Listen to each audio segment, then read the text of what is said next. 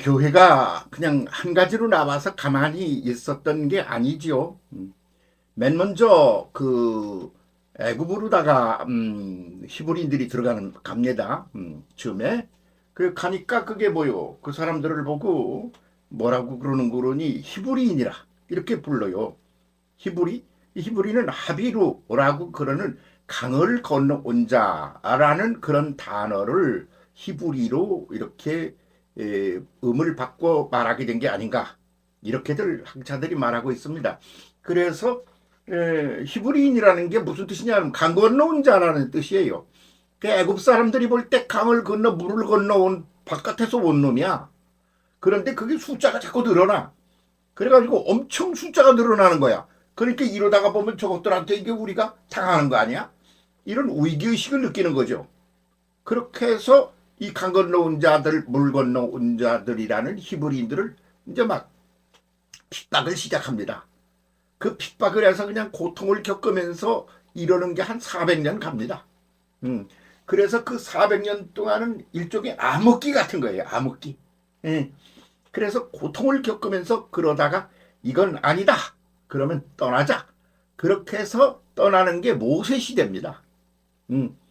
그때 그 끄트머리 가서 그 모세가 그 엑소더스를 하게 될 때 그때 그 암흑기의 중간사 시대가 같은 것이죠. 그 암흑기의 그 핍박이 아주 극치에 달해가지고 말이죠. 극도에 달한 때였다 말이죠. 그때 그 스토리가 거기 나오는 거죠.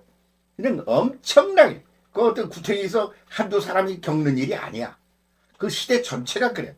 그래서 그걸 중간사 시대 그런다 말입니다. 하나의 종교가 새로운 종교로 나올 때 그 사이에 있는 거를 중간사 시대라 그러는 거죠. 그래서 중간사 시대 그러면 구약 시대 말라기가 끝나고 나서 암흑기가 오지 않습니까? 그러고서는 임마누엘 예수 그리스도께서 오신단 말이에요. 그러니까 그 사이를 두고 400년쯤 되는 거예요. 그러니까 그걸 보고 중간사 시대라 그러는데 중간사 시대가 이미 있었다. 이렇게 보는 거죠. 히브리인들의 중간사 시대예요. 그거는 새 시대가 열릴 때 그 새 시대라는 것은 옛 것하고 똑같은 게 아니에요. 전혀 다른 게 나온단 말이죠. 그러니까 전혀 다른 새로운 것이 나올 때 옛 것을 버리고 나오게 될 때까지의 그 중간 과정. 그거는 왜 하필이면 400년인가? 아니 뭐 땅에서의 완전수는 4라고 인식을 하고 있었지 않습니까? 그분들이 하늘의 완전은 성삼위 하나님 3이고 그래서 땅과 하늘의 완전은 7이고 그런 개념이 그 베이직에 깔려 있었단 말이죠. 그러니까 400년이에요. 400년. 400년간 그렇게 핍박을 당하면서 그렇게 하면서 그 그냥 나중엔 그 핍박이 극치에 달했을 때 모세가 등장한단 말이에요. 그래가지고 모세가 그 사람들을 데리고 나오는 거예요. 그 모세 쪽에서 볼 적에는 엑소더스 도전을 해서 출발해서 나오는 거고 그리고 애굽 쪽에서 볼 땐 뭐냐 그러면 아이고 그놈들 가니까 잘 됐네. 그래가지고 한쪽으로는 가도 좋다고 잘가 굿바이 그랬다 이 말이야. 왜? 내 쫓고 싶어서 죽겠는데 그냥 고통을 주고 그래도 안 나가더니 마침내 나가게 됐으니까 얼마나 속이 시원했겠어요. 응? 그래서 내보내놓고 보니까 이게 뭐야? 이거 어떻게 허당단치 되네? 그러니까 한번 쫓아오죠 또. 그 쫓아오는 게 뭐요? 그 엑소더스를 아주 속도 빠르게 확실하게 피리어드로 딱 찍어주는 그런 역할을 하는 거였죠. 그렇게 해서 광야에서 모세가 새 시대를 여는 거예요. 그렇게 되기까지 400년 걸렸어요. 그걸 가리켜 중간사 시대 그래요. 그 1차 중간사 시대죠. 그 중간사 시대를 또 다른 말로 할 때 암흑기라 그럽니다. 아주 깜깜한 암흑기. 그런데 그렇게 해서 이제 히브리 종교가 나와가지고서 이제 모세 종교가 율법 종교가 생기지 않습니까? 그 율법 종교가 쭉 가다가 그러다가 이제 말라기 시대가 오는 겁니다. 그게 말라기가 마지막 예언자로 성경에 등장하죠. 그리고 그 다음에는 아무 소리도 없는 거예요. 그 깜깜해. 그래서 암흑기가 오는 거죠. 응? 그렇게 400년을 또 가는 거예요. 그래서 그러다가 예수께서 임마누엘 예수로 이 땅에 오셔요. 그러니까 전혀 새로운 예수 그리스도의 종교가 나오는 거예요. 이건 모세 시대하고 딱 다른 거예요. 모세 시대 굿바이. 예? 임마누엘 하나님이 직접 사람이 되어 손수 오신 새 시대 웰컴. 뭐 이렇게 된 거죠. 그게 성탄절이에요. 그 성탄절 오늘 여기에만 매달 일이 아니고 어떤 과정을 거쳐서 그런 게 왔나 이렇게 돌아보기로 하면 뭐가 그 중간에 있느냐면 중간사 시대라는 게 있어요.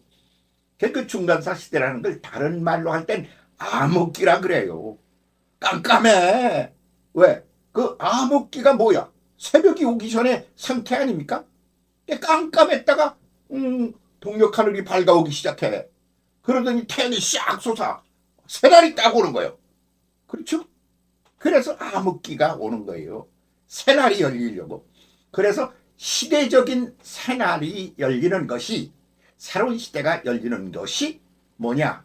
그러면 그 전에 있는 게 암흑기다. 그걸 중간사 시대라 그런단 말이죠. 2차 중간사 시대가 지나가고 임마누엘 시대가 열리는 거죠. 그러면 그거는 영원히 가냐?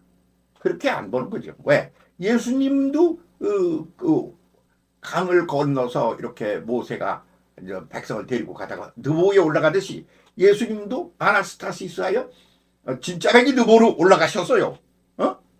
그러면 그 다음 시대가 새롭게 또 열려야 되는 거죠. 그래서 이것도 가다가 살살살살 암흑기를 당하게 되고 전혀 새로운 새 시대를 열기 위한 그런 새로운 시대를 열기 위한 중간사 시대를 거쳐서 그렇게 해서 전혀 새로운 시대가 열릴 거다. 이렇게 보는 교회 역사학자들의 말이 나와서 돌아다닌 지가 오래됐습니다. 뭐 역사학자들 말만이 아닙니다. 오늘을 가지고 걱정하는 분들 많아요. 그러기 때문에 걱정하는 분들이 모여 앉으면 이 소리 지금 이 소리 합니다. 그래서 무슨 내가 무슨 유별나게 처음 뭐 이런 소리를 하는 거? 아이고 택도 없는 소리예요. 지금 2023년 아니에요. 그런데 2007년에 벌써 새로운 종류의 어떤 교회가 나와야 되는데 혹시 이거 아닐까? 그러고 놀랬다는 얘기를 지금 시작한 거 아닙니까? 그렇게 해서 거기 맨 먼저 그 글을 실어 올리니까 누구냐? 2007년 1월 5일에 주제일 기자라고 그러니까 뉴스 엔조이에 보도를 합니다. 전혀 이 새로운 유형의 교회가 여기 뜨는 것 같다. 예. 그렇게 해가지고 새로운 유형의 교회가 뭐냐면 성전, 성당, 예배당 아니야. 이거는 세속 속에 함께 더불어가는 그런 스타일이야. 이게 지금 완성된 게 아니지. 시작이지. 그러나 그렇게 변형해 가지 않겠나.